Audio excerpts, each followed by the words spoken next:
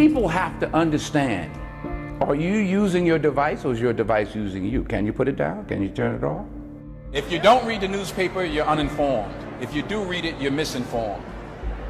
So what do you do? That's a great question. What is the long-term effect of too much information? One of the effects is the need to be first, not even to be true anymore.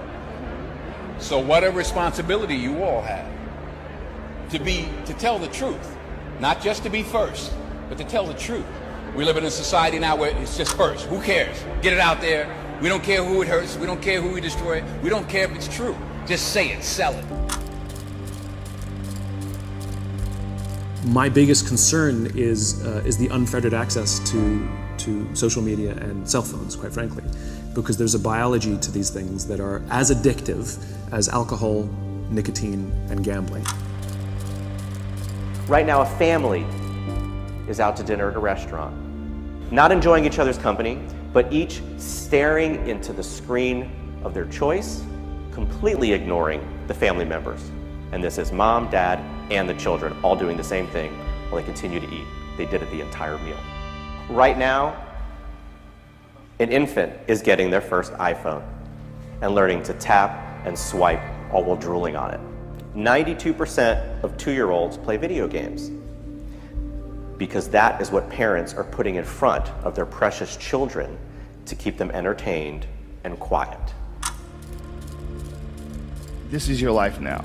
No natural behavior. Everybody's wearing clothes they don't want to wear. Everybody's showing up and doing something they don't want to do. They have no connection to. That's the problem with our society.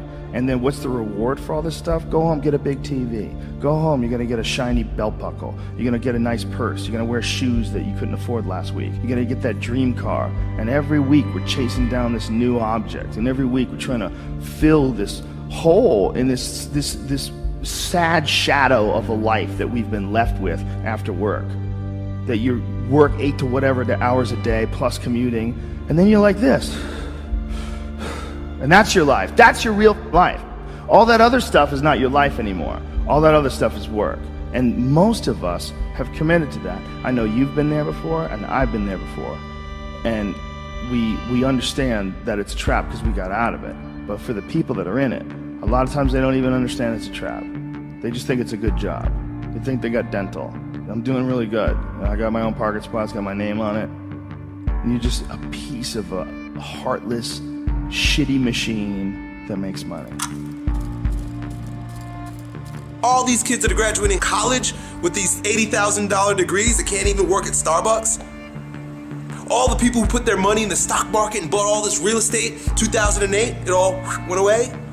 Don't let anybody fool you into believing that there's a guarantee, that there's a safe way. The well-trodden path is the scariest way in my opinion, right? Because then you just spent the last 80 years of your life doing everything that everybody else told you to do, and you never really lived or produced anything unique. If everybody's going this way, go that way.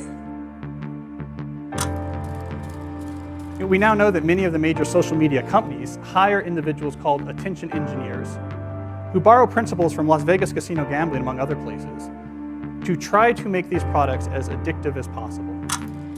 In South Korea, internet addiction is classified along with alcohol, cigarettes, and gambling as an addiction. You know, it's about balance. It's not that they're inherently bad, and it's not that texting or social media is inherently bad, but it's when it gets out of balance. If somebody carries their phone wherever they go, like they physically feel anxiety if they put it down.